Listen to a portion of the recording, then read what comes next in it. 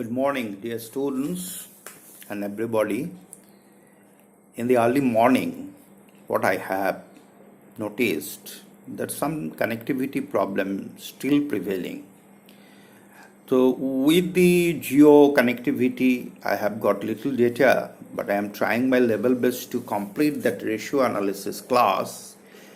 Previously, I took up the class in 2-3 format. So I will be finishing the topic ratio analysis today. So pay your rapt attention towards this ratio analysis class. Theoretically, you first grasp this, then I am confident enough the students will be eligible or competent enough to solve their problems with these theoretical helps. I have tried my level best using lucid English, lucid words, so that you can note down by hearing my lecture over the video or audio clips. In Nardamdam area, connectivity problem prevails, but I don't have any laptop. Over the mobile phones, I am trying my level best to give you the befitting classes. So far my knowledge is concerned. Now let us begin with fixed assets to net worth. It is obtained by dividing the depreciated book value of fixed assets by the amount of proprietor's fund. In short, fixed asset to net worth ratio equals to net fixed assets by net worth. And in the last class, I have defined what is net worth and what is net fixed assets. Today, I am also defining net fixed assets. As you know, that the gross fixed asset minus depreciation, definitely that should be net fixed assets. And net worth, as you know, equity fund plus profit, reserve and surplus, that's the value of net worth. An ideal ratio 0.75:1. A higher ratio, say 100%. Higher ratio, say 100%, means that there are no outside liabilities. And all the funds employed are those of owners of the company, that is shareholders, who is bearing the high risk and also sharing high gains of profit on, because they are the owners of the company. So in such a case, the return to shareholders would be lower rate of dividend, and this is also a sign of overcapitalization. Thus, overcapitalization, I think you have got little bit knowledge or thorough knowledge that what is overcapitalization and undercapitalization. When the capital remains idle, not properly used, may be overcapitalized. Capital is optimally used to maximize the shareholders' return, then it is the case of balanced use of the net worth and debt capital of the company. It is easily realizable. But undercapitalization, when it is less than 100%, that means net fixed asset is low and net worth volume is high. An ideal ratio, it is said 0.75:1. Why 0.75? I have already mentioned, if it is 100%, means there are no outside liabilities. And all the funds employed are those of shareholders. And if it is 0.75, then rest 0.25, definitely the funds employed by the outsiders, maybe borrowed capital, debt capital. So capital structure of the company is very important in order to maximize the returns to our shareholders, optimize or maximize the wealth of the shareholders fund.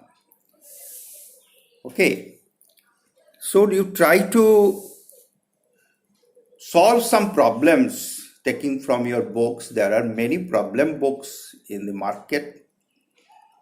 I think you have reached at your highest level of become honors class. If you read with your high attention, definitely you will understand what I mean to say here. Current assets to net worth ratio. Next. It is obtained by dividing the value of current assets by the amount of proprietors' funds. The purpose of this ratio is to show the percentage of proprietors' fund invested in current assets. Simply, current assets to net worth means equals to current assets divided by proprietors' fund. Okay. A higher proportion of current assets to proprietors' fund as compared with the proportion of fixed assets to proprietors' fund is advocated, as it is an indicator of the financial strength of the business. Depending on the nature of the business, there may be different ratios of different firms, because all the firms are operating on their own line and different firms have got different format of efficiencies. This ratio must be read along with the results of fixed assets to proprietors' fund.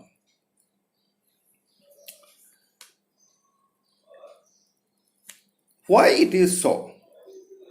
The certain portions of the net worth has to be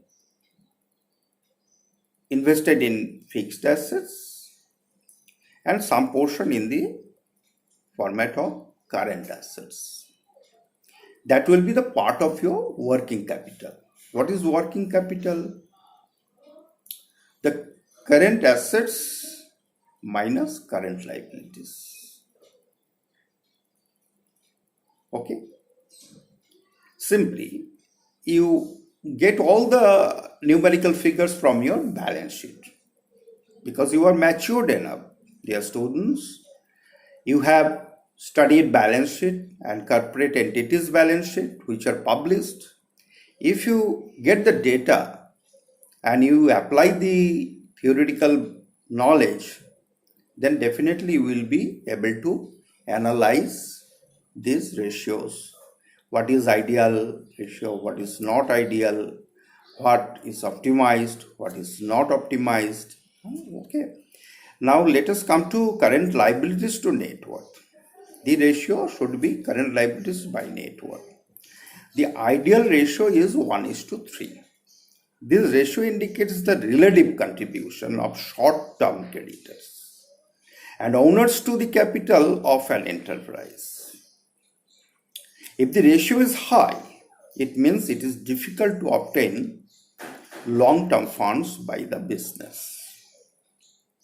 So ideal ratio 1:3. Okay. So in this line, you will be understanding how to analyze your current liabilities to net worth.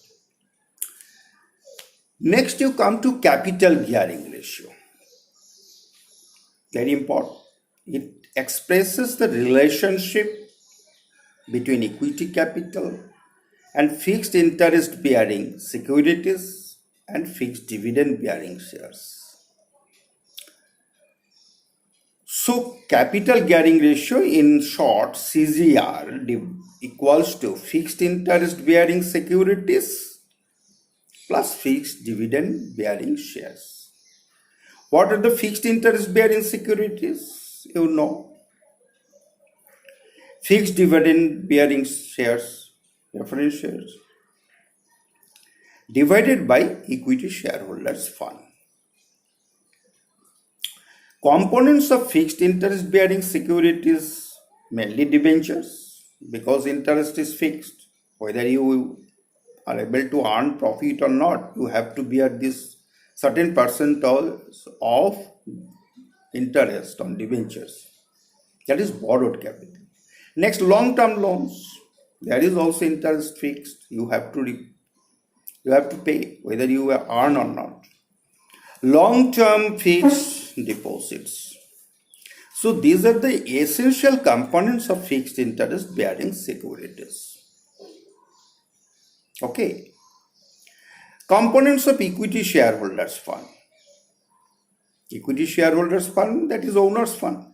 Equity share capital, as you know very well. Why owners? Because they have got voting right. Voting right is very important. That's why they are really bearing high risk and enjoying high gains. Next, accumulated reserves and profits. What is accumulated reserves and profit? That every year you are retaining some reserve and surplus out of profit. That is plowing back of profit. Okay. Next, less losses and fictitious assets. So equity share capital plus accumulated reserves and profits minus less losses and fictitious assets component of equity shareholder funds. Interpretation of capital gearing ratio, it is little bit significant.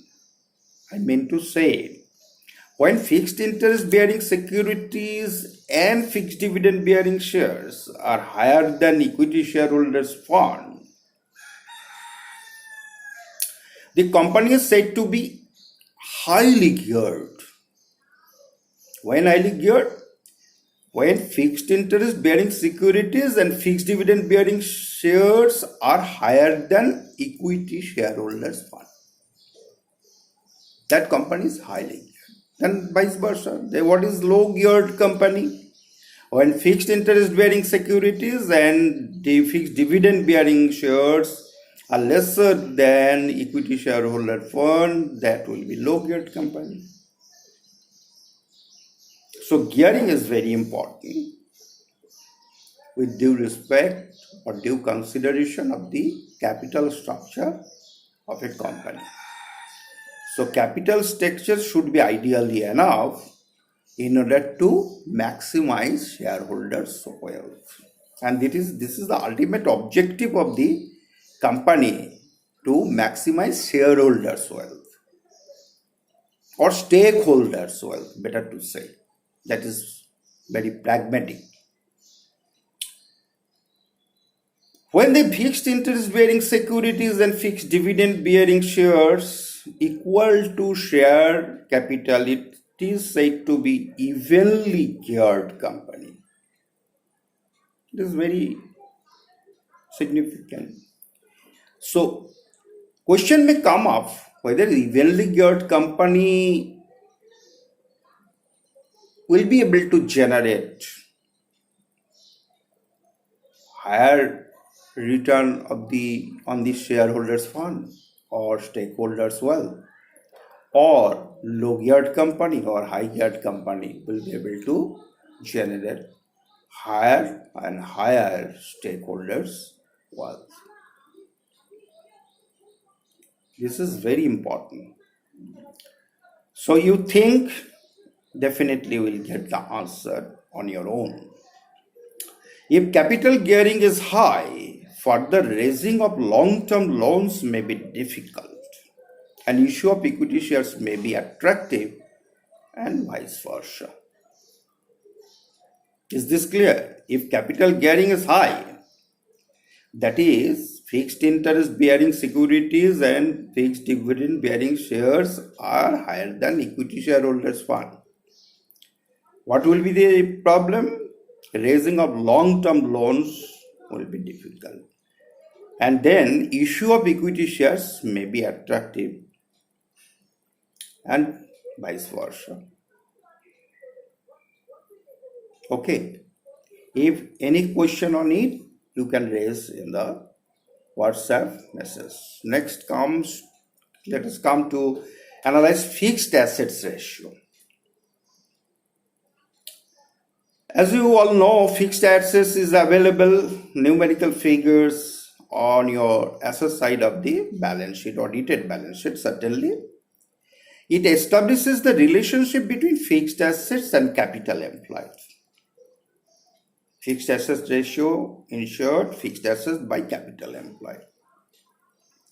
Question comes up, what will be the ideal ratio? It is observed the ideal ratio is 0.67:1. Why 0.67? It is empirically studied of galaxy companies. After studying all this, the ideal ratio is determined as 0.67:1.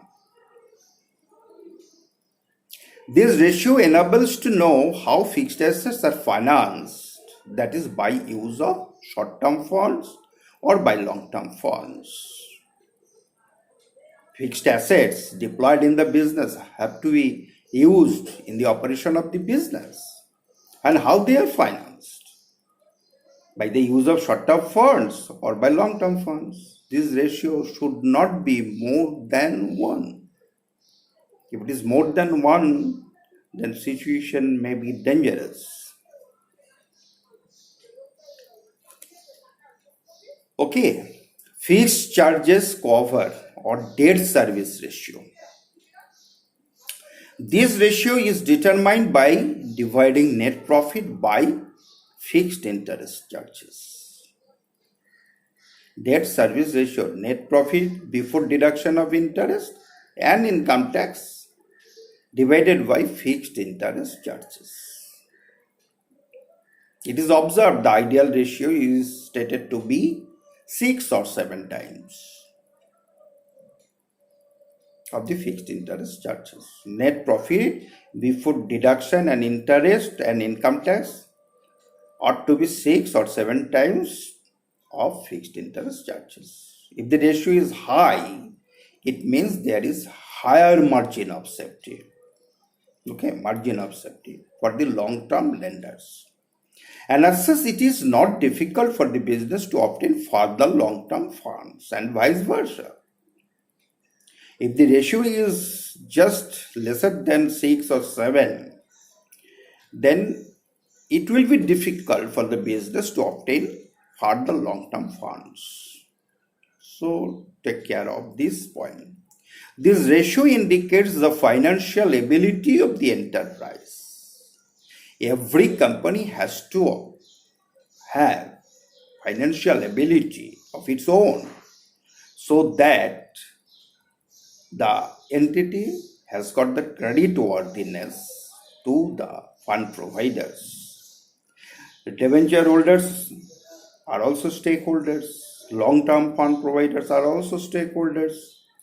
They always study the position of the company, whether the debt service ratio is more than 6 or 7 or lesser than 6 or 7. Okay. This ratio indicates the financial ability of the enterprise or any company or any business entity to meet interest payment out of current earnings. So current earnings will be obtained from your profit and loss accounts. Is it difficult? If you learn the theoretical portion very clearly, lucidly, if you keep in mind all theoretical background, then it is not at all difficult to solve the problems. Dividend cover ratio. It is the ratio between disposable profit and dividend. Disposable profit. What is disposable profit? Refers to profit left over after paying interest on long-term borrowing and income tax. Long-term borrowing, interest and income tax should be paid off first. The residue profit is called disposable profit. So dividend cover ratio, net profit after interest and tax. That is, in short, you can say PAT, P-A-T, divided by dividend declared. This ratio indicates the ability of the business to maintain the dividend on shares in future. If you find this ratio is higher, then what does it indicate? It indicates that there is sufficient amount of retained profit. Even there is slight decrease in profit in the future, it will not affect payment of dividend in future. So you must realize, when disturbance comes in the payment of dividend, the earning per share or market value of share may be affected. Okay, so dividend payment should be consistently maintained with the much awareness about dividend cover ratio. The management should keep in mind that dividend cover ratio should be ideally maintained. If it is not ideally maintained, then some effects will be coming on the earning per share or market value of the shares. Activity ratio. Let us explain. It signifies the performance of an organization, of a business entity or a corporate entity. So any corporate entity wants to activize its operation nicely, squarely in the market in order to earn or maximize shareholders' wealth. That is the final motto, final objective. Every company, as you know very well. This indicates the effective utilization of the various assets of the organization. I explained earlier. So effective utilization of fixed assets and effective utilization of current assets is essential to maintain ideal activity ratio. Most of the ratio falling under this category is based on turnover, that is sales, and hence these ratios are called as turnover ratios. Okay. Important ratios may be mentioned in activity ratio. Number one, stock turnover ratio. Number two, debtors turnover ratio. Number three, creditors turnover ratio. Working capital turnover ratio. Fixed asset turnover ratio. Current assets turnover ratio. Total assets turnover ratio. Sales to net worth ratio. So I have mentioned as many as 8 activity ratios which are very important to note. Let us explain one by one. Stock turnover ratio. This ratio establishes the relationship between the cost of goods sold during a given period and the average stock holding during that period. It helps in evaluating inventory policy to avoid overstocking. Overstocking or understocking both are very risky.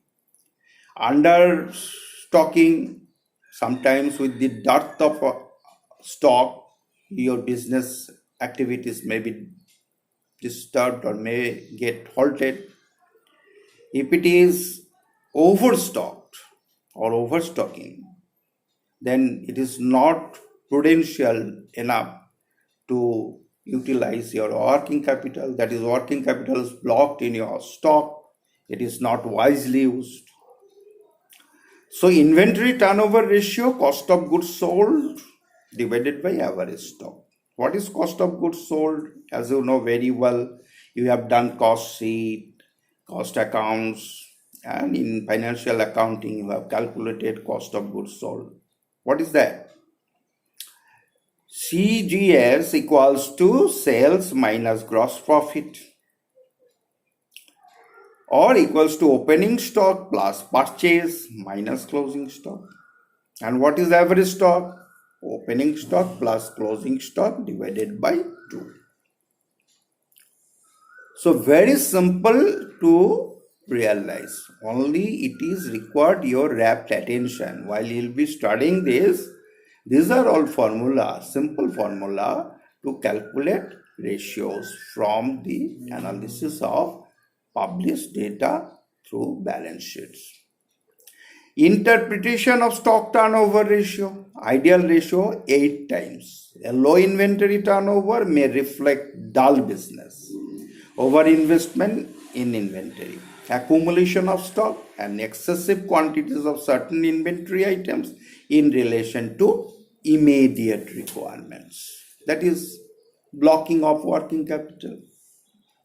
And high ratio may not be accompanied by a relatively high net income, as profits may be sacrificed in obtaining a large sales volume, unless accompanied by a larger total gross profit. It may signify underinvestment in inventories. But generally, a high stock turnover ratio means that the concern is efficient and hence it sells its goods quickly. So, efficiency relates to activity through sales. So, activity ratio is very important with the interpretation of stock turnover ratio. Next come to debtor turnover ratio. Debtor turnover ratio equals to net credit sales divided by average debtors. Average debtors, opening balance of debtors plus closing balance of debtors divided by 2. This ratio explains the relationship of net credit sales of a firm or an entity or corporate entity to its book debts, indicating the rate at which cash is generated by turnover of receivables or debtors. What is the purpose of this ratio? It is very easy to measure the liquidity of the receivables or to find out the period over which receivables remain uncollected. So debtor is very useful component, significant component of your current asset. Next, average collection period. It is also important, number of working day in a year divided by debtor turnover ratio. That will give you average collection period. Average collection period, I repeat, equals to number of working days in a year divided by debt turnover ratio. It represents the average number of days for which a firm or entity has to wait before its receivables are converted into cash. So working capital cycle is also involved. As you know, working capital is blocked in the hands of debtors, in the for stock, so and so forth. So you have to study the average collection period. Next, interpretation of debtor turnover ratio. What is ideal? It is studied empirically. 10 to 12 times is the ideal ratio. Debt collection period of 30 to 36 days is considered ideal. That is 1 month or little bit more. A high debtor turnover ratio, low collection period is indicative of sound management policy. If you take the project on debtors management,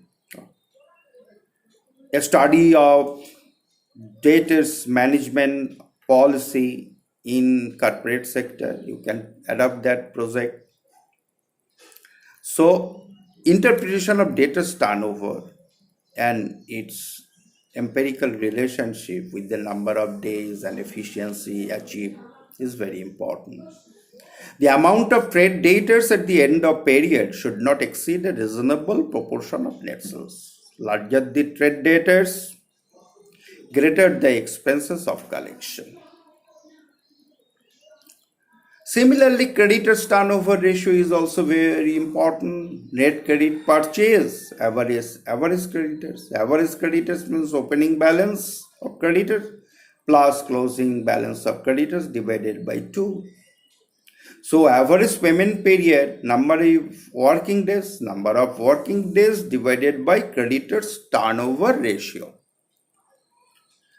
So these are all ratios mostly used in the analysis of financial statement of any corporate entity. These are useful for answering the questions theoretically or numerically. If you pay your rapt attention with this theoretical background, I think you will be efficient enough to write project by choosing debtors management, creditors management, bills receivable management, net worth management, debtors policies for boosting up the activities of corporate sectors. So many topics can be selected if you understand and assimilate these theoretical backgrounds.